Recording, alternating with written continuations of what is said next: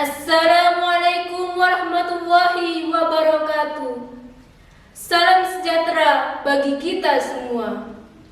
Di pagi yang berbahagia ini, izinkan saya, Alivia Zara Safitri, perwakilan dari SMA Negeri 1 Asem Bagus, untuk menyampaikan sebuah orasi dengan judul Kebudayaan Indonesia yang Bermartabat.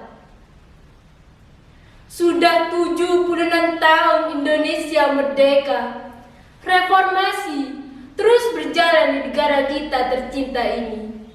Saat ini Indonesia telah memasuki era globalisasi, di mana era ini tidak hanya terjadi di Indonesia, akan tetapi di belahan dunia manapun sudah mengalaminya.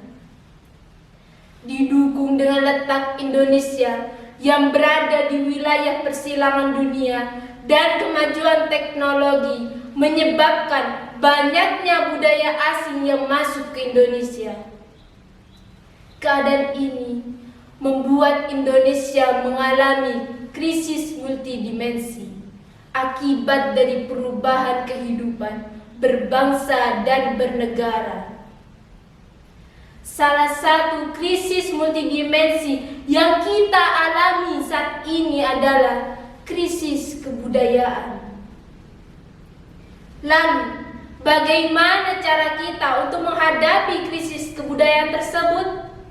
Caranya adalah kita dapat menerima semua perkembangan di segala aspek kehidupan dengan tetap menyaring sesuai dengan Pancasila, karena Pancasila adalah dasar negara Republik Indonesia. Kita, warga Indonesia yang berpegang teguh pada Pancasila, harusnya bisa untuk menyaring kebudayaan asing tersebut dengan mempertimbangkan berbagai aspek. Yang pertama, apakah kebudayaan asing tersebut sudah sesuai dengan norma agama sehingga tidak bertentangan dengan ketuhanan yang Maha Esa? Apakah kebudayaan asing tersebut sudah sesuai dengan martabat kita sebagai manusia sehingga tidak bertentangan dengan kemanusiaan yang adil dan beradab? Apakah kebudayaan asing tersebut tidak menimbulkan sebuah konflik yang dapat memecah belahkan bangsa Indonesia sehingga sesuai dengan persatuan Indonesia? Apakah kebudayaan asing tersebut tetap memakai akal sehat sehingga kita dapat berbijaksana dalam bersikap sesuai dengan kerakyatan yang dipimpin oleh hikmat kebijaksanaan dalam permusyawaratan perwakilan? Serta apakah kebudayaan asing tersebut tidak menjatuhkan martabat orang lain sehingga sesuai dengan keadilan sosial bagi seluruh rakyat Indonesia?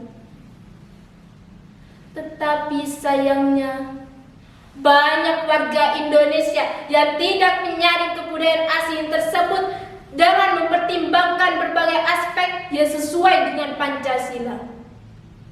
Salah satu contohnya adalah budaya TikTok. Sebenarnya TikTok tidak bertentangan dengan budaya kita selama konten yang ada di dalamnya tidak bertolak belakang dengan Pancasila. Misalnya, dengan memperkenalkan kebudayaan suatu daerah, mulai dari pakaian adat sampai tarian adat.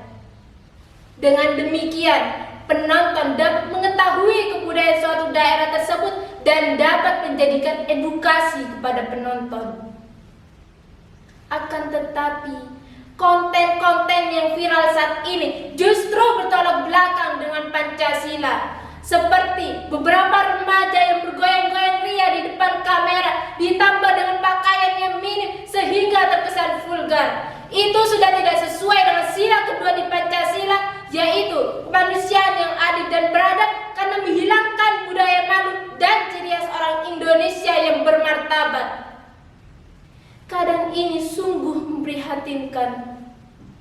Oleh karena itu, kita sebagai warga Indonesia harusnya bisa untuk menyaring perkembangan yang masuk ke Indonesia dengan mempertimbangkan berbagai aspek yang sudah sesuai dengan Pancasila. Saudara-saudara, atas nama generasi muda Indonesia. Kita harus bisa menyaring kebudayaan asing yang masuk ke Indonesia dengan mempertimbangkan berbagai aspek yang sudah sesuai dengan Pancasila. Dengan demikian, kebudayaan Indonesia tetap bermartabat dan sesuai dengan Pancasila sebagai dasar negara Republik Indonesia.